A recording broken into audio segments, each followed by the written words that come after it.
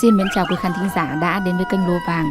Trong chuyên mục đọc truyện đêm khuya đêm nay, chúng tôi xin tiếp tục gửi đến quý vị phần 2 của bộ truyện Nỗi niềm bến sông của tác giả Phạm Hiếu. Xin chúc quý vị có thời gian nghe chuyện vui vẻ. Đừng quên bình luận và ấn đăng ký để ủng hộ kênh, chia sẻ để nhiều người cùng được thưởng thức những câu chuyện hay quý vị nhé. Còn bây giờ qua diễn đọc của Thu Hà, xin mời quý vị chúng ta cùng thưởng thức.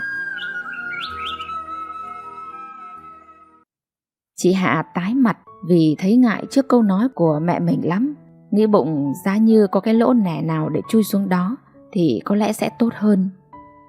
Rồi sự im lặng bao trùm trong chừng 20 phút, vì chị chẳng biết nói gì với anh lúc này. Thấy không khí có vẻ ngột ngạt, anh ba đành đứng dậy nói nhỏ: "Thôi anh về đây em." Chị tiễn anh ra tới bờ sông, sau đó quay trở vào nhà. Từng mùi hương hoa lá trong vườn vấn vương trên làn tóc, nhưng sao chị lại cảm thấy buồn quá đỗi. Bước vào không gian buồng, chị vừa khóc tức tưởi vừa nói với mẹ: "Mẹ, lúc nãy mẹ làm sao mà nói năng với người ta như vậy mẹ?" Bà Hoạt thủng thẳng: "Tao có làm sao đâu, chỉ vì tao không thích cái thằng đó thôi." Chị Hạ thốt ra được mỗi một lời: "Mẹ." Lúc này bà Hoạt mới có cớ để nói: "Giờ thì mẹ nói cho con nghe này, con hãy từ chối liền cái thằng đó đi. Mẹ sẽ kiếm cho con một đám khác ngon hơn nha." Chị Hạ khóc to: "Mẹ ơi, tại sao mẹ lại không thích, không đồng ý anh ấy? Theo mẹ, anh ấy không tốt ở điểm nào?" "Thằng đó thì làm gì có cái gì tốt hả mày? Con trai sức vóc như vậy mà đâu có công ăn việc làm ổn định, suốt ngày chỉ trèo lưới trên sông. Con mà lấy nó thì chắc chắn sẽ khổ cả đời đấy nghe con." Chị Hạ bèn ngọt nhạt với mẹ: "Mẹ ơi, nhưng mà con yêu anh ấy rồi mà mẹ. Mẹ cho con lấy anh ấy, khổ con cũng chịu mẹ ơi." "Con còn ngây thơ lắm Hạ à. Hôn nhân chỉ có tình yêu thôi thì lấy gì để mà sống con ơi." Từ bên hàng xóm trở về, mới bước qua cổng để vào sân, ông Đông đã nghe thấy hai mẹ con lớn tiếng ở trong gian buồng: "Nhưng mẹ ơi." "Không nhưng nhị gì sất, mẹ đã quyết rồi. Con bỏ thằng đấy đi, tối mai anh Hùng thôn trên xuống xem mặt con đó." Chị Hạ khóc to hơn: "Mẹ ơi, con xin mẹ đó, con sẽ không lấy ai khác ngoài anh ba đâu mẹ à." Nghe chừng hai mẹ con bà ấy đang căng như một sợi dây đàn, ông Đông vội vàng bước vào nhà, khẽ dịu giọng: "Bà ơi, mấy hôm trước tôi đã nói với bà như vậy rồi. Tôi cứ ngỡ mấy hôm nay bà cũng đã nghĩ lại. Giờ hóa ra..." Bà Hoạt cắt ngang lời chồng, giọng quả quyết: "Ông nói hóa ra cái gì? Không đâu nha, tôi vẫn giữ nguyên lập trường. Ông đừng có mà can thiệp vào nha." Chị Hạ nghe thấy bố nói như vậy mà mẹ thì vẫn cứ khăng khăng. Buồn chán, chị úp mặt vào chiếc gối mà khóc như mưa.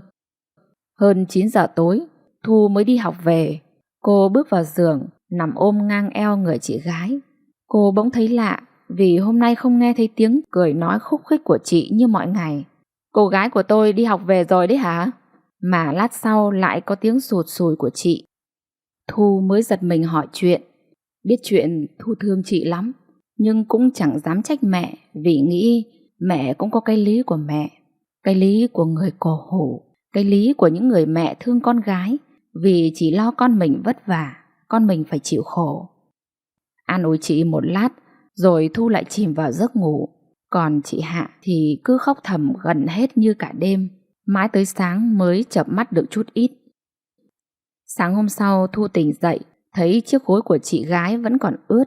Biết rằng chị mình vừa mới ngủ thôi, Thu bèn nhẹ nhàng bước ra khỏi giường, làm vài công việc thay chị là quét nhà, đánh cốc chén. Sau đó tìm đồ ăn lót vào bụng rồi đạp xe đi học. Ông Đông nghe chừng con gái mình như vậy cũng buồn và thương lắm, đành làm thay con vài thứ việc. Cả ngày hôm đó, chị Hạ nằm bẹp dí trên giường, toàn thân nóng như hòn than, không buồn dậy ăn bữa trưa và cũng bỏ luôn cả bữa tối. Kể từ ngày anh ba bước chân vào cái lối nhỏ ở giữa vườn đến nay đã gần 1 tháng, cỏ cây hoa lá dường như cũng đã quen với sự có mặt của một chàng trai trẻ. Nhưng tối nay, bước chân anh vẫn ngập ngừng trước góc sân nhà người.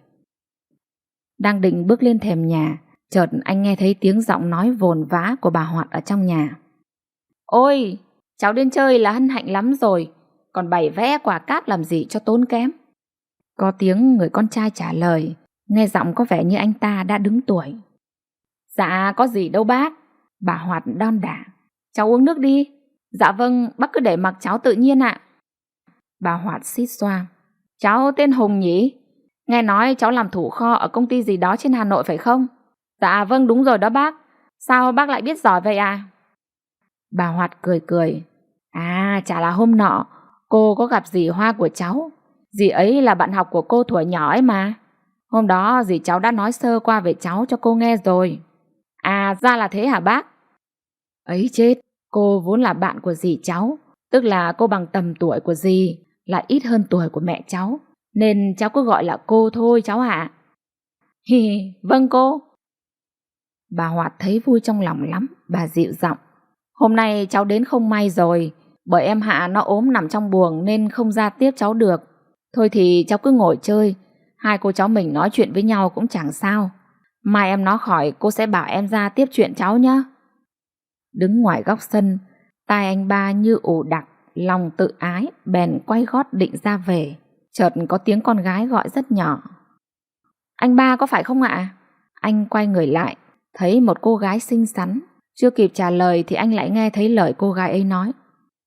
Anh ơi, anh đứng lại cho em nói chuyện đã. Anh dừng lại cúi mặt lặng thinh. Người vừa gọi anh lại là Thu.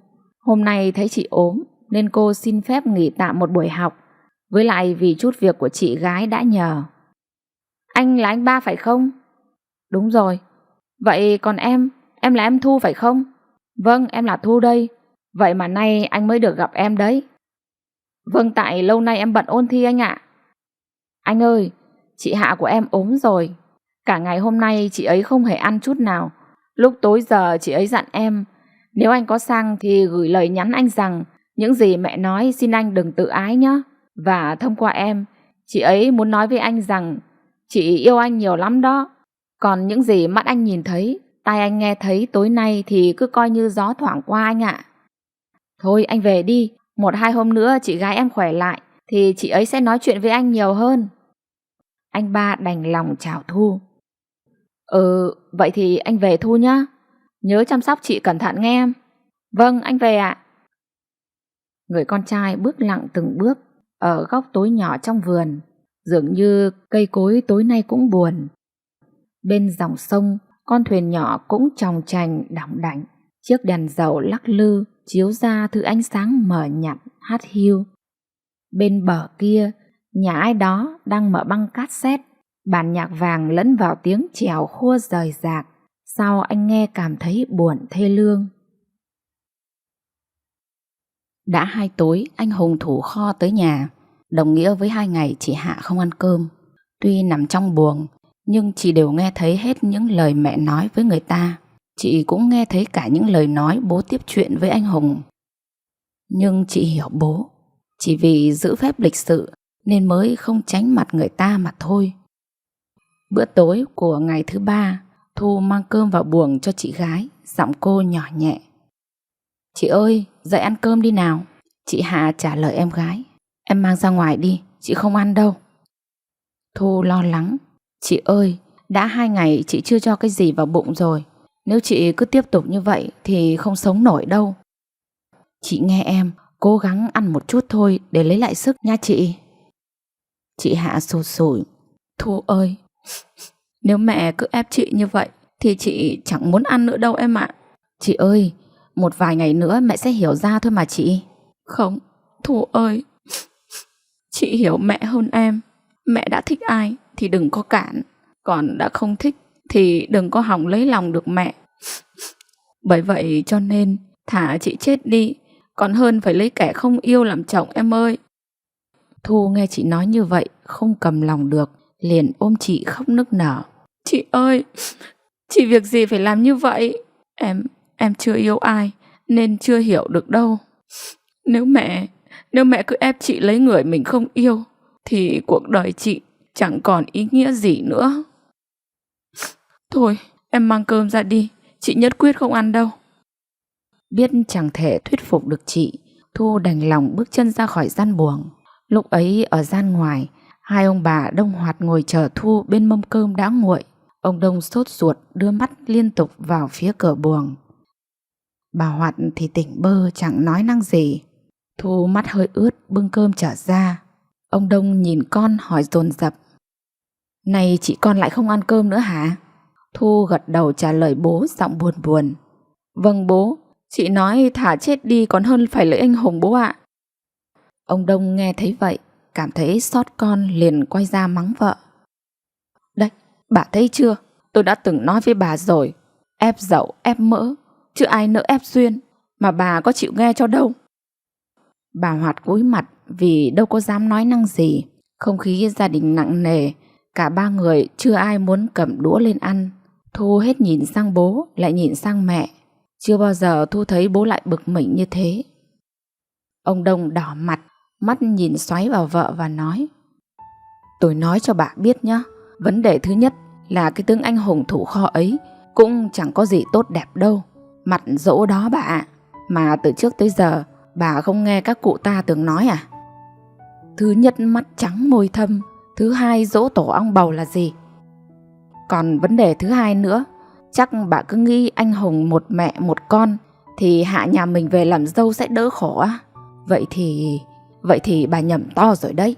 Sống trong một gia đình như vậy thì con Hạ nó càng khổ, vì rất có thể bà mẹ suốt đời chỉ có con bà ấy là nhất thôi. Con gái mình về đó tuy không phải làm gì vất vả, nhưng mà chỉ vài hôm là họ coi chẳng ra cái gì đâu. Người tử tế thì bà không tôn trọng, bà cứ đi nhìn vào cái danh hờ và cái cơ ngơi của người ta thôi." Ngập ngừng giây phút cho bớt hạ hỏa, ông Đông lại tiếp tục: "Giờ tôi hỏi bà lần cuối nhá.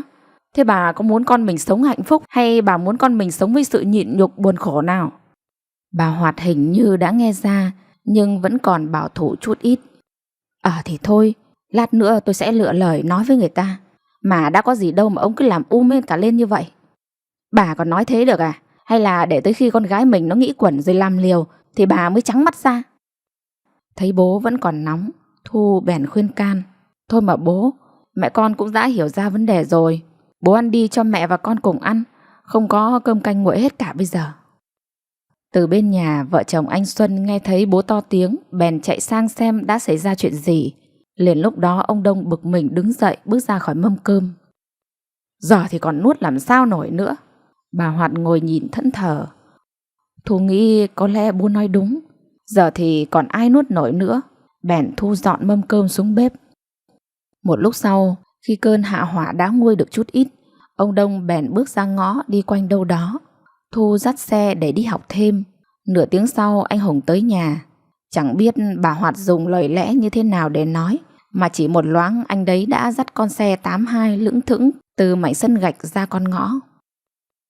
Chiều hôm sau, cô em gái bước chân ra bờ sông giặt đồ thay cho chị.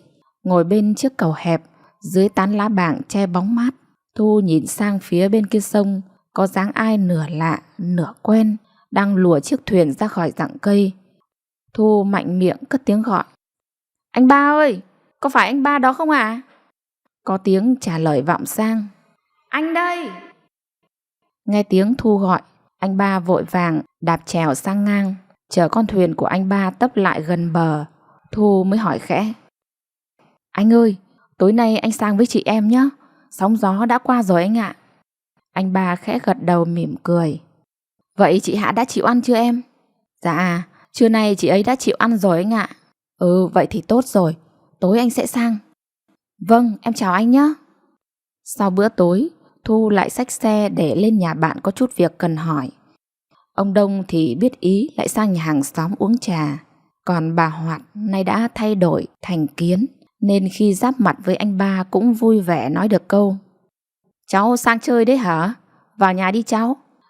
Vậy là đôi trẻ tối nay được tự do gặp nhau mà không lo có một rào cản nào cả. Anh ba nhìn chị lòng xót xa. Mới có 3 ngày không gặp mà người yêu của anh đã gầy đi rõ rệt, cùng với đôi mắt hơi thâm và sâu.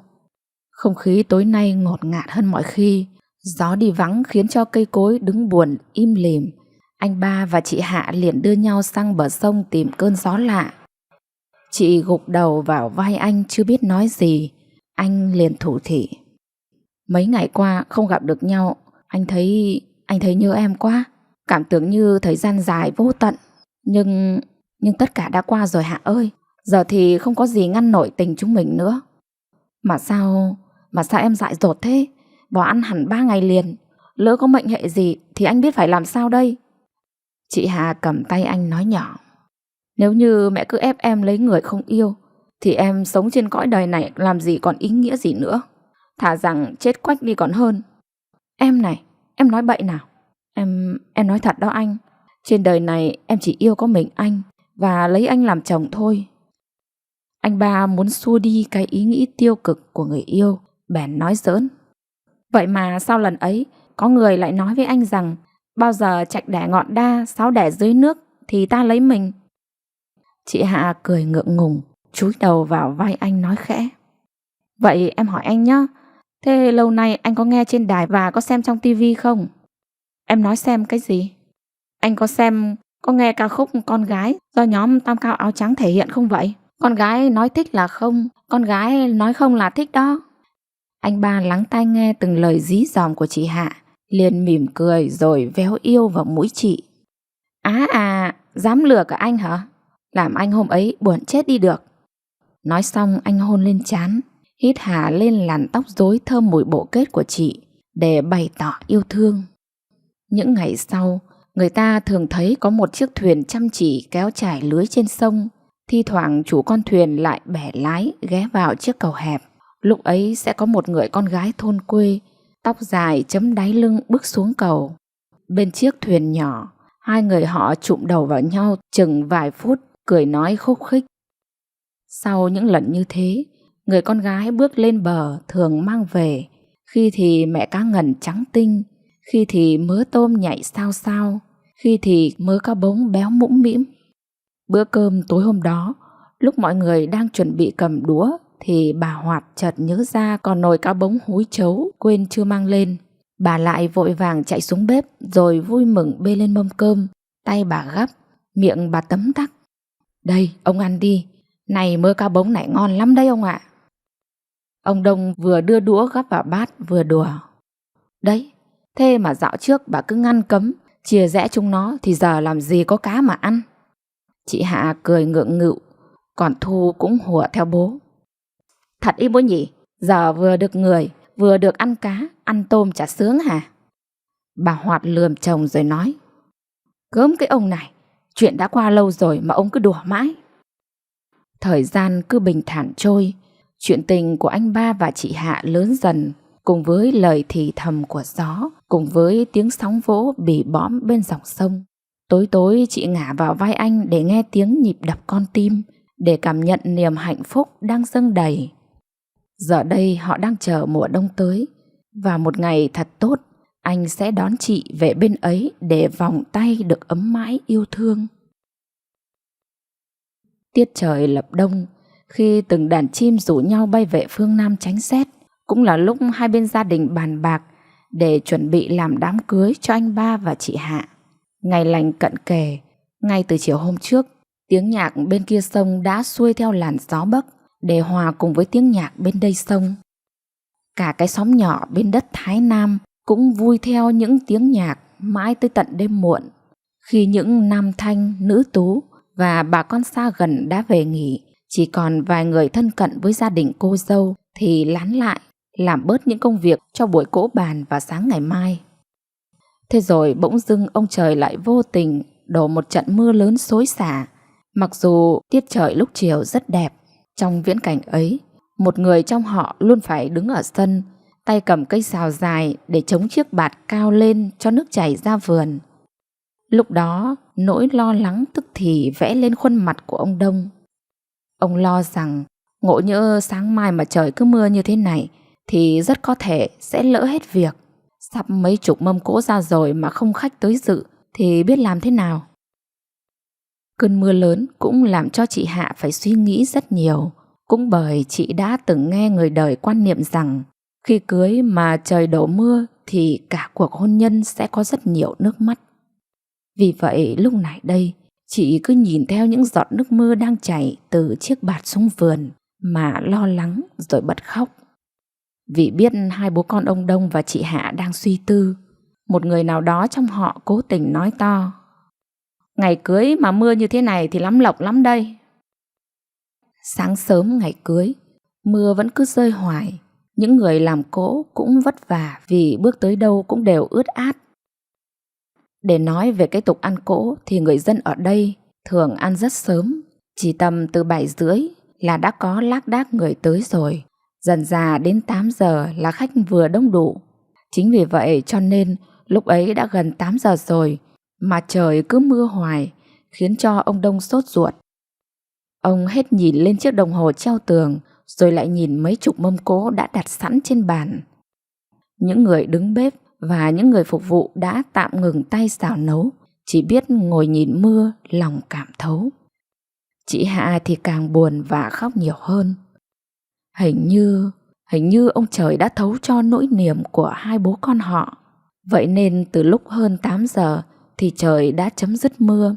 Lúc này khách khứa mới hồ hởi kéo lên ngồi chật hết mảnh sân rộng. Ông Đông chợt vui trong lòng, bước tới từng bàn để nâng ly và nói lời cảm ơn. Lúc này mới khiến cho những người bưng bê phục vụ phải cuống cuồng những món xào nấu còn bốc khói trên tay. Chị Hạ bận túi bụi mời chào bạn bè quên luôn cả ăn, nhưng đôi mắt thì vẫn đượm buồn. Và rồi chỉ tới khi ngồi ở trong gian buồng để trang điểm, nước mắt chị mới thôi rơi. Giờ đẹp đã tới, bên kia dòng sông, một bà mẹ chồng có khuôn mặt phúc hậu bước bên chú rể chững chạc, đang mang nụ cười hiền cùng họ hàng người thân sang bên này xin đón dâu. Nếu tính đường chim bay thì nhà gái và nhà trai chỉ cách nhau khoảng gần 200 mét, còn nếu đi đường chính thì cũng mất khoảng ngót 2 cây số. Ôm bó hoa đến hôn trường họ nhà gái, bước vào trong gian buồng. Chú rể nhìn cô dâu của mình nay thật xinh xắn, mỗi tội mắt vẫn còn hơi ướt mi. Chị liền nhận bó hoa từ tay anh trao cho, miệng nở một nụ cười thật hạnh phúc. Thời gian chờ cho cô dâu chú rể làm lễ bái gia tiên cũng là lúc để cho họ đằng gái mời người đằng trai hút những điếu thuốc, uống những cốc nước còn bốc khói ngào ngạt và ăn những miếng trầu đượm nồng cay. Chừng 15 phút sau, một vị đại diện cho họ nhà trai đứng lên xin phép được đón cô dâu về để cho kịp giờ hoàng đạo. Bà Hoạt bồi ngùi cầm tay con gái, trao cho bà thông gia. Tiến chân con gái ra ngoài ngõ, bà dõi mắt nhìn theo. Cả hai họ ai cũng tươi rói trong trang phục lộng lẫy, cùng rào bước trên con đường làng ven nhánh sông nhỏ. Suốt đoạn đường về nhà chồng, chị Hạ luôn có Thu đi bên cạnh như một người phù dâu. Trước hàng trăm con người, chị Hạ là người nổi bật nhất, rồi đến Thu. Chị Hạ mặc trang phục váy trắng và cài nhành hoa cũng màu trắng trên đầu. Còn Thu thì mặc áo sơ mi, đóng thùng và tóc tết gọn hai bên. Nhìn Thu thì xinh như một đóa hoa đồng nội, khiến cho nhiều đôi mắt của trai Thái Bắc phát thèm, không khỏi buông lời tán tỉnh. Hết đoạn đường men theo nhánh sông nhỏ ra con sông lớn hiện ra. Con đò nhỏ hôm nay không có nhiệm vụ chở khách sang sông nên đã được nằm nghỉ trên bến. Dưới bóng tre râm mát, thay vào đó là một chiếc xà lan lớn, được bên nhà trai thuê để chở hết số người của hai họ trong một lần. Khi tất cả mọi người đã bước xuống an toàn, chiếc xà lan chở đầy trong niềm vui và hạnh phúc. Nổ máy quay đầu nhằm hướng bờ bên kia. Giữa dòng nước mênh mông, từng mảng lục bình hoa tím cứ quyện quanh như muốn mua vui theo niềm hạnh phúc của đôi trẻ. Bỗng từ dưới, người phụ nữ lách qua đám thanh niên, tiến gần tới chỗ cô dâu đứng rồi nói nhỏ vào tai: "Hạ ơi, cháu thả tiền và gạo muối xuống sông đi cháu." Thì ra đó là người thím của chị Hạ. Bà vốn là người gốc quê nhưng lại sống ở thành phố, nên nhìn bà có phần sang trọng, lịch sự hơn nhiều người phụ nữ ở quê. Chị Hạ giật mình khi nghe theo lời của thím. "Ôi thím ơi, nay cả nhà mình lúng túng quá nên chẳng ai chuẩn bị cho cháu thím ạ. Giờ biết làm sao đây thím?" Người thím trấn an tư tưởng của đứa cháu gái. "Ồ không sao, quên rồi thì thôi cháu ạ. Bà nói vậy tỏ vẻ như đang xem nhẹ một vấn đề không quan trọng cho đứa cháu mình khỏi nghĩ ngợi. Nhưng thực chất đây lại là phong tục từ đời xưa tới nay rồi. Bất cứ một đám cưới hỏi nào cũng đã từng thực hiện. Phong tục ấy là khi đón dâu qua các cây cầu hoặc ngã rẽ, cô dâu phải vứt gạo muối, tiền lẻ, cau trầu xuống với mong muốn đoạn đường sắp tới của đôi uyên ương sẽ suôn sẻ, giàu sang, hạnh phúc và may mắn, và giải trừ được xui xẻo. Lúc này, nỗi lo thứ hai lại dâng lên trong lòng cô dâu. Kể từ buổi tới qua tới giờ, chị cảm thấy buồn, mắt nhìn theo những mảng lục bình hoa tím đang lững lờ trôi theo hướng ra cửa biển. Chú rể nhận thấy vẻ mặt của cô dâu có vẻ hơi biến sắc, liền lay nhẹ và hỏi: "Có chuyện gì thế em?" Cô dâu lắc đầu giấu giếm: "Dạ không có gì đâu anh ơi." Biết cháu gái mình đầu óc đang phân tâm, bà thím liền quay sang nhìn hai đứa cháu gái của mình là chị Hạ và Thu, khéo léo tươi cười khen ngợi: "Hạ ơi, Thu ơi, để thím nhìn kỹ lại xem nào. Ôi rồi, hôm nay thím thấy hai cháu đẹp nhất trong đời đấy nhá." Rồi bà cầm tay và nhìn thẳng vào đôi mắt của chị Hạ nói: "Nhất định phải thật hạnh phúc nghe cháu." Chị Hạ và Thu nghe thím khen ngợi liền nở nụ cười và đồng thanh: Cháu cảm ơn thím nhiều ạ." Ít phút sau, chiếc xà lan đã cập bờ bên kia. Mọi người nhường lối cho cô dâu và chú rể bước lên trước. Họ sánh bước bên nhau trên đoạn đường chừng 300 mét là về tới ngõ nhà chú rể. Tiếng pháo nổ ròn rã đón đôi uyên ương và hôn trường cưới. Lúc ấy số bàn ghế trên sân, người nhà trai đã ngồi một nửa, nửa còn lại nhường chỗ cho họ nhà gái bước vào. Chú rể ba nhẹ nhàng dìu cô dâu Hạ ngồi vào hàng ghế đầu tiên. Cô dâu e thẹn lúc nào cũng cúi đầu vì cảm giác như có hàng trăm con mắt đổ dồn theo mình. Tiếng trống nhạc rộn ràng hòa cùng tiếng nói cười và những giọng hát trữ tình được vang lên. Trong không gian ấy đậm mùi thuốc lá của đám thanh niên, có mùi trầu cau của những cụ già đang bòm bẻm. Đậm đà hơn là mùi nước chè xanh thơm ngào ngạt. Nửa giờ trôi qua, trong lúc tiếng nhạc chợt ngừng để chuẩn bị đón lời phát biểu của vị đại diện họ nhà gái, thì bỗng dưng lại có tiếng xoảng của vật gì đó bên chiếc bàn phía trước mặt chị Hạ. Rồi có tiếng nói của một người phụ nữ xen lẫn trong tiếng nhạc: "Cháu cho con uống nước thì phải cẩn thận cho gia chủ chứ. Trong đám cưới người ta kiêng đổ vỡ đó, nghe chưa?" Chị Hạ giật mình ngẩng mặt nhìn lên. Trước mặt chị là một người phụ nữ còn khá trẻ, đang lúng túng cúi xuống nhặt những mảnh cốc vỡ dưới chân bàn. Có lẽ chị ấy cũng áy náy lắm nên đã nói một câu nhỏ xíu: Dạ cháu xin lỗi ạ, tại thằng bé nó sơ ý quá." Lúc ấy một vài người ngồi gần đó đều đổ ánh mắt về phía mẹ con người phụ nữ trẻ kia, nửa như cảm thông, nửa như trách móc. Bà mẹ chồng của chị Hạ sắc mặt có chút thay đổi, hình như bà cũng không hài lòng với mẹ con vị khách đó thì phải. Còn đối với cô dâu Hạ thì sự việc này đã mang về cho chị nỗi niềm thứ ba kể từ hôm qua tới nay. Chị thầm nghĩ, chẳng biết cuộc hôn nhân của mình rồi sau sẽ ra sao, cớ sao lại mang đến những điều như thế này trong đám cưới của mình. Bỗng lời của bác đại diện cho họ nhà gái cất lên, xua đi ý nghĩ trong lòng cô dâu. "Kính thưa hai họ bốn bên, hai cháu Ba và Hạ đã trải qua một thời gian tìm hiểu, được sự đồng ý của chính quyền địa phương hai xã Thái Nam và Thái Bắc. Hôm nay ngày lành tháng tốt, hai gia đình chúng tôi tổ chức buổi lễ thành hôn cho hai cháu. Thay mặt họ nhà gái, tôi xin chúc toàn thể hội hôn mạnh khỏe, bình an và hạnh phúc. Chúc cho hai cháu tình viên mãn, nghĩa phu thê." Lời của bác đại diện vừa dứt thì một tràng vỗ tay vang lên. Tiếng nhạc lời ca lại nối tiếp chương trình. Đầu xuân năm sau, kể từ lúc hai vợ chồng anh Ba và chị Hạ cưới nhau đến nay đã được 3 tháng. Bố mẹ chồng chị Hạ bàn bạc rồi ra quyết định cho anh chị ăn riêng vào một ngày tốt. Chị Hạ liền bàn với chồng lấy số tiền mừng cưới sắm đồ để chuẩn bị làm đậu phụ theo nghề của bố mẹ. Đồng vợ đồng chồng, hôm sau anh Ba đi mua ngay một đàn lợn 6 con mới tách mẹ về thả vào chuồng. Và rồi 2 ngày sau, họ bắt tay vào công việc. Được cái nhà gần chợ, với lại đậu của chị làm ra ngon hơn đậu của người khác, cho nên hàng của chị bao giờ bán cũng rất nhanh hết. 3 tháng sau ngày cưới thì chị Hạ có dấu hiệu mang bầu. Niềm vui của hai vợ chồng chưa được bao lâu thì không may chị Hạ lại bị sảy thai, khiến cho hai gia đình ở hai bên bờ cũng buồn lòng thay. Hơn 1 năm trôi qua mà bà Điền vẫn chưa thấy con dâu mình mang bầu trở lại. Một tối bà Điền sang nhà con dâu cả để chia sẻ niềm khắc khoải. Người con dâu cả của bà cũng là người hiểu đời, nên chị đã trấn an tư tưởng của bà. Mẹ ơi, con cái là lộc trời cho mà mẹ. Vì vậy trời cho lúc nào thì hưởng lúc ấy thôi mẹ. Mà mẹ cũng đừng nên hỏi nhiều. Mẹ mà hỏi em dâu nhiều tức là mẹ đang tạo áp lực cho em ấy đó. Thấy con dâu cả nói cũng đúng, nên bà Điền chỉ biết gật đầu.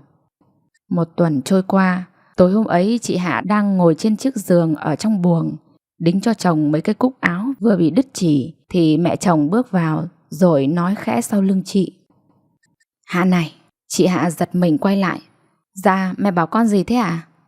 Bà Điền ngồi xuống giường, miệng ngập ngừng. Mẹ muốn nói chuyện với vợ chồng con. Chị Hạ lo lắng trong lòng, vì không biết chuyện mẹ chồng chị sắp nói ra là chuyện gì đây. Chị dừng kim khâu, nhìn vào gương mặt bà Điền rồi hỏi. Là chuyện gì thế mẹ ơi? Anh ba từ ngoài bước vào cũng hỏi mẹ một câu. Mẹ có chuyện gì muốn nói với bọn con thế à? Bà Điền nhỏ giọng. Chả là từ ngày con sa sảy đến nay cũng khá lâu rồi, nhưng chưa thấy con có bầu trở lại. Chị Hạ thở phào rồi vội vàng ngắt lời mẹ. Ôi, mẹ làm con lo quá, tưởng rằng có chuyện gì lớn cơ. Mẹ ơi, bấy lâu nay là mẹ đang tay xách nách mang, 2 đứa con nhỏ nhà anh chị cả cũng bận bịu lắm rồi. Ấy vậy mà mẹ cứ mong con sinh cháu sớm cho mẹ bế nữa, thì mẹ sẽ vất vả lắm đó ạ. Bà Điền khẽ mỉm cười. Thì đối với nhà anh trai chị dâu con thì mẹ yên tâm rồi. Còn vợ chồng con chưa có gì thì mẹ cũng thấy khắc khoải, với hơi lo lắng một chút. Và lại ở trên đời này, bất cứ ai chả muốn gia đình mình đông con nhiều cháu hả con? Ngừng trong giây lát, bà cầm tay con dâu và bảo. Hạ ơi, mẹ bảo này. Mẹ nghe nói ở xã bên có một thầy lang bắt mạch chữa hiếm muộn rất giỏi.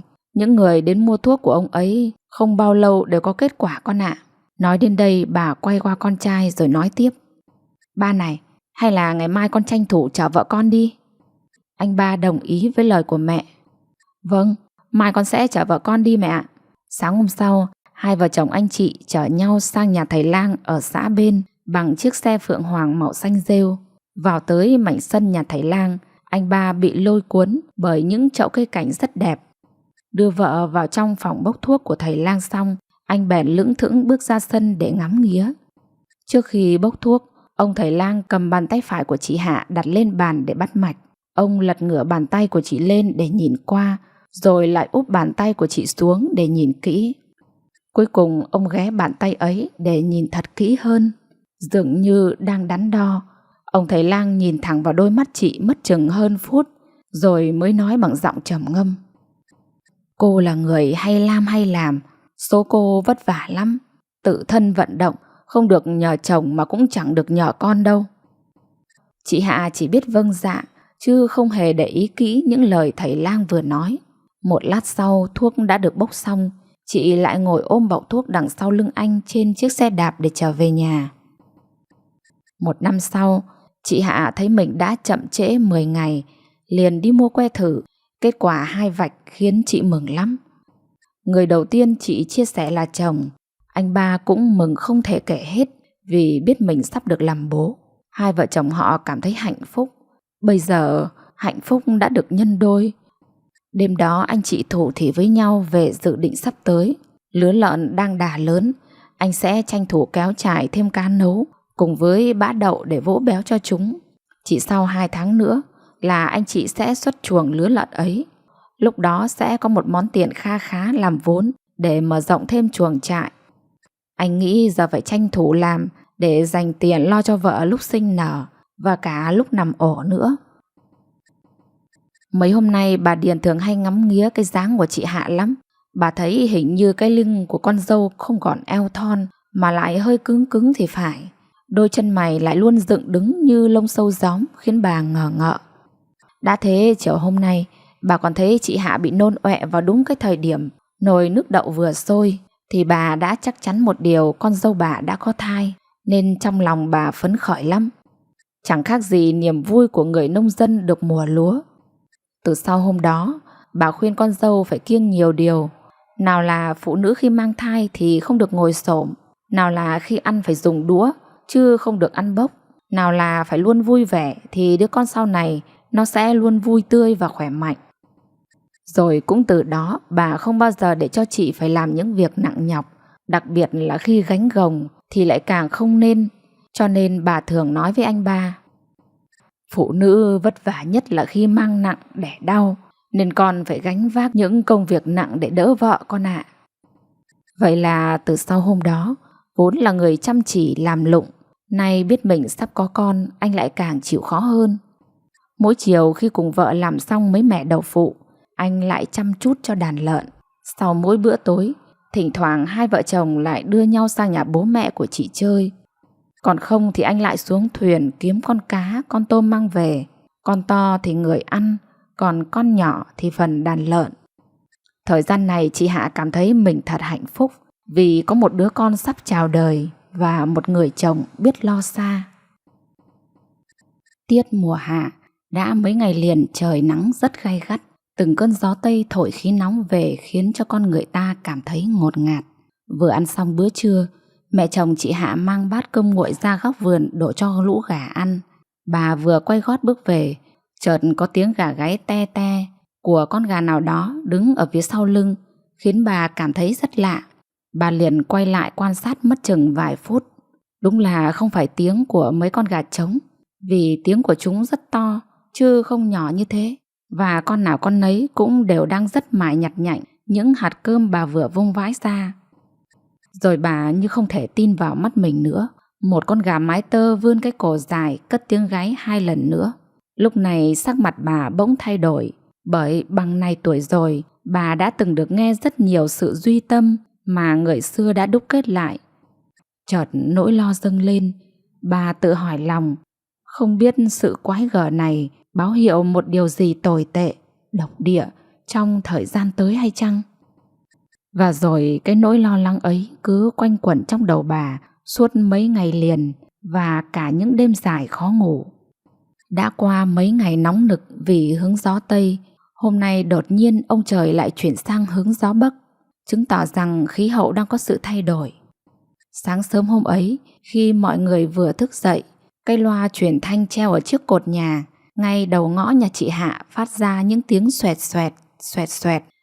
Phải mất hơn phút sau mới rõ được một câu, xong rồi lại xoẹt xoẹt, xoẹt xoẹt, xong rồi lại xì xì, xì xì. Mẹ chồng chị Hạ đang cúi người quét những sợi rơm vương vãi ở chân đống để mang ném vào chuồng lợn cho đỡ lầy lội. Chiếc loa phát ra tiếng được, tiếng mất, khiến bà bực mình bèn ngẩng mặt, rồi giọng tai lên nghe. Cơn bão Sa, hồi 13 giờ ngày, cơn bão số đang hình thành trên vùng biển Từ. Dự báo trong 12 giờ tới, bão sẽ di chuyển theo hướng. Trong 24 giờ tiếp theo, bão sẽ đổ bộ về đất liền, ảnh hưởng trực tiếp tới các tỉnh Từ. Vì vậy, vào đêm nay các tỉnh Từ sẽ có gió mạnh lên cấp 6, cấp 7. Ngày mai sẽ mạnh lên cấp 12, giật trên cấp 12. Nghe đến đây bà Điền liền cất lời gọi. Ba ơi, Hạ ơi. Dạ. Chị Hạ mau miệng. Mẹ gọi gì chúng con thế à? Mẹ chồng chị nói gấp gáp. Hai đứa có nghe thấy đài vừa báo bão không? Sắp có bão về đó. Vậy á mẹ? Cơn bão này rất lớn, giật trên cấp 12 đó con.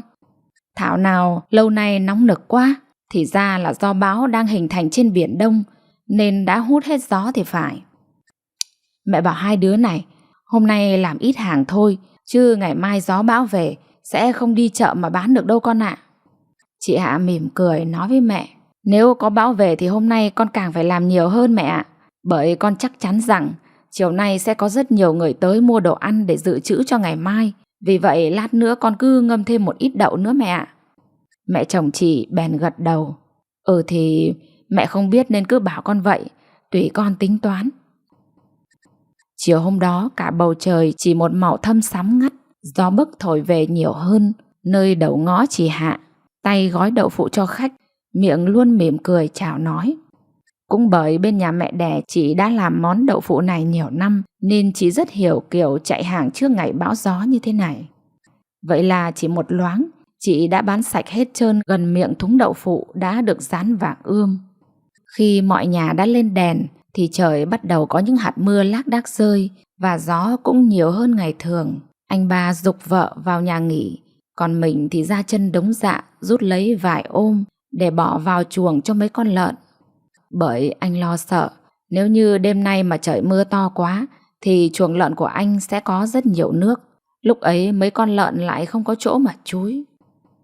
Nằm trong buồng, mặc dù vừa mới ăn cơm xong nhưng bỗng dưng chị Hạ thấy nhạt miệng quá. Bởi cái chứng thèm chửa của đàn bà nó là như vậy đó. Xong việc anh ba rửa chân tay sạch sẽ để bước vào buồng. Cả ngày trời làm việc luôn tay luôn chân, giờ mới là lúc anh được nghỉ ngơi. Nằm trên giường anh đặt tay lên bụng vợ cảm nhận hai chân bé xíu của con đang quậy nghịch. Anh ghé sát tai vào bụng vợ mà thủ thỉ.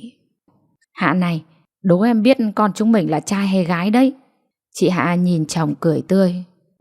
Em không giỏi đoán, nhưng theo em cảm tính thì em nghĩ con mình là con trai anh ạ. Nhưng mà anh lại muốn con mình là con gái cơ, vì nhà mình đang hiếm con gái mà em.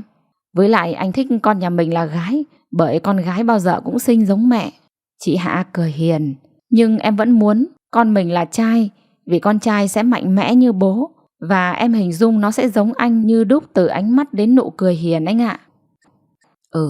Vậy thì con nào cũng được nha em. Nhưng mà anh ơi, gì vậy em?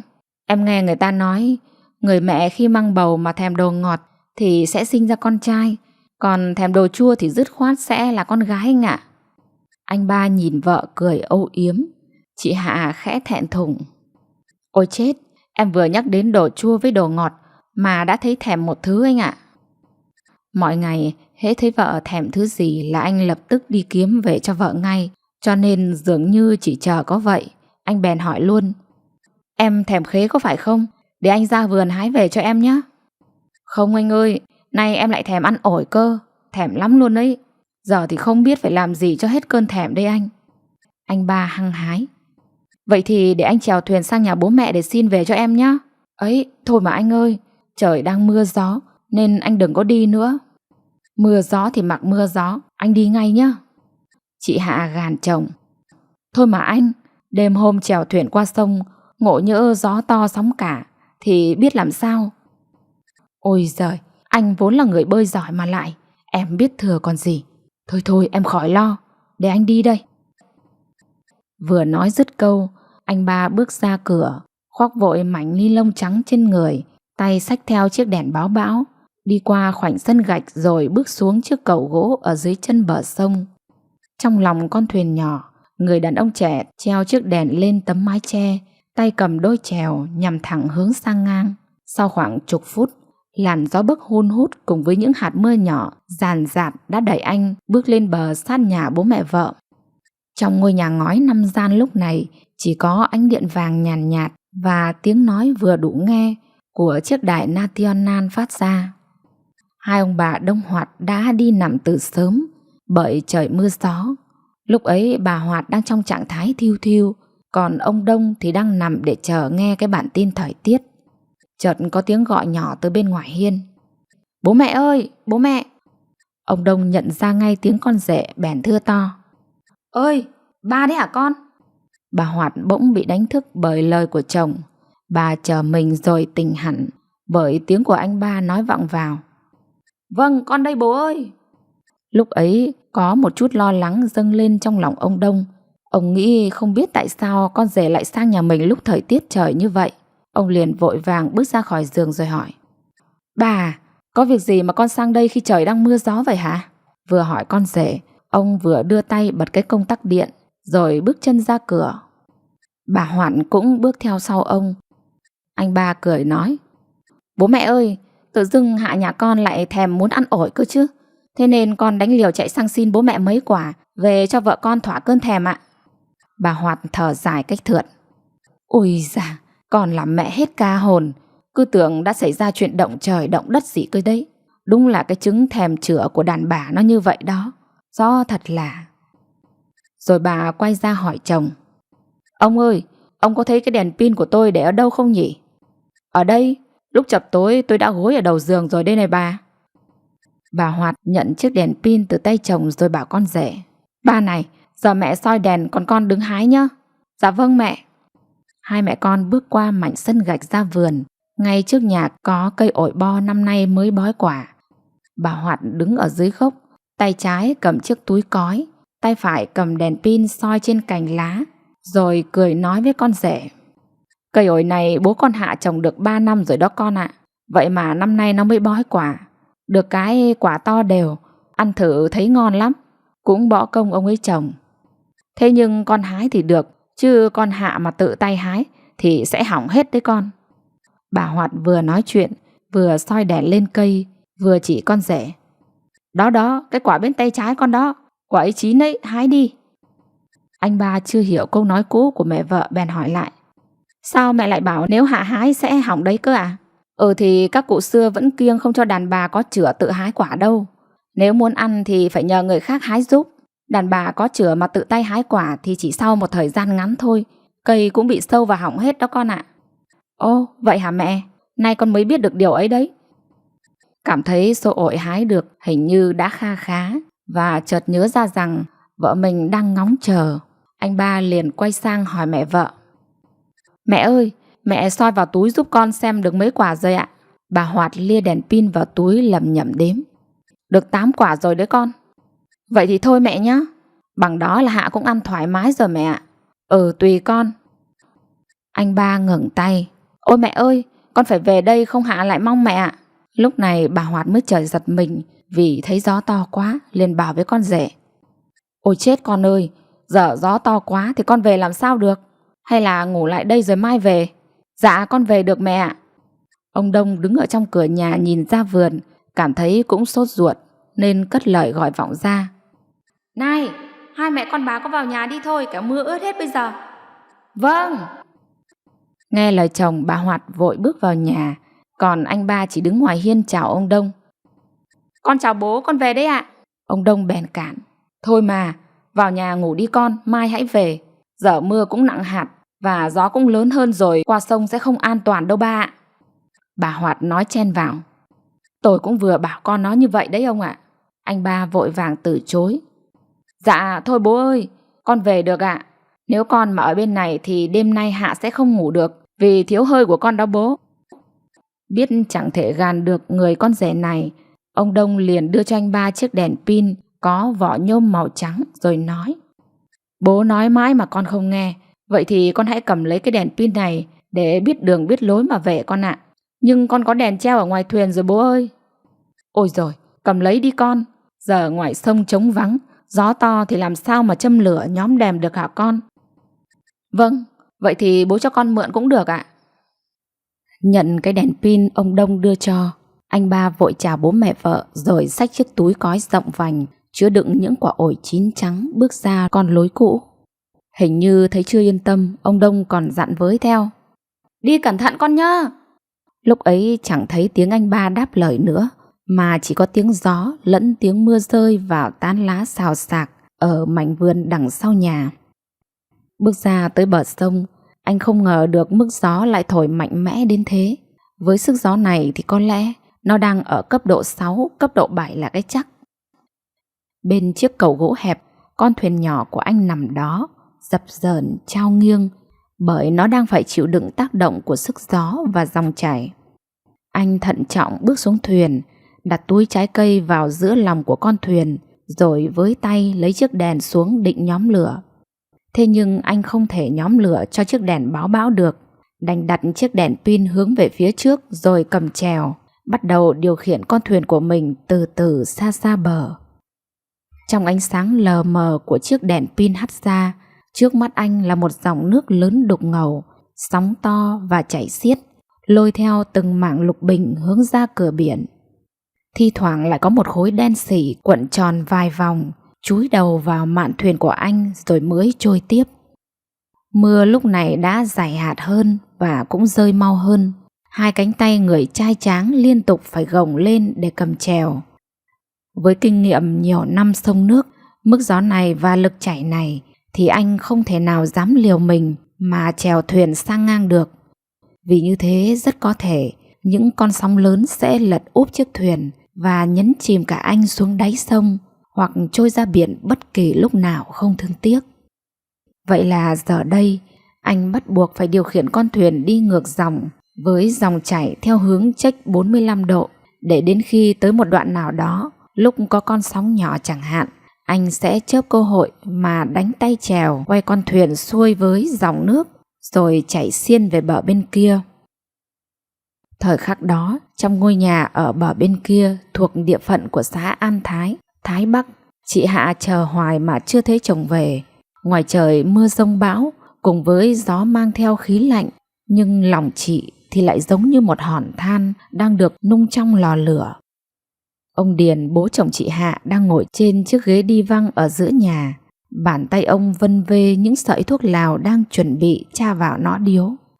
Chợt ông nhận ra đứa con dâu từ nãy giờ, nó cứ bước ra gian ngoài rồi lại đi vào gian buồng cùng với vẻ mặt lo lắng. Ông liền hỏi: "Trời mưa gió thế này, sao con không vào nghỉ đi mà cứ đi ra đi vào thế hả Hạ?" Hình như chỉ chờ có vậy, chị Hạ nói gận như khóc: Chết con rồi bố ơi, con đang lo quá bố ạ. Anh ba sang bên bố mẹ con được một lúc lâu rồi mà chưa thấy anh trở về. Giờ thì trời đang mưa gió, không biết có xảy ra chuyện gì hay không nữa bố ơi." Ông Điền giật mình hỏi lại con dâu: Ông bà thông gia có việc gì mà thành ba lại sang bên đó khi trời mưa gió thế này hả con?" Chị Hạ cúi mặt nói nhỏ: Dạ thưa bố, là lỗi tại con bố ạ." Ông Điền nóng lòng: "Tại con làm sao?" "Dạ, cũng tại con bỗng dưng lại lên cơn thèm ổi, nên anh ba mới sang bên đó bố ạ." "Bố ơi, bố, con lo quá." Ông Điền buông chiếc ống điếu xuống bàn rồi thở dài cách thượt: "Trời ơi!"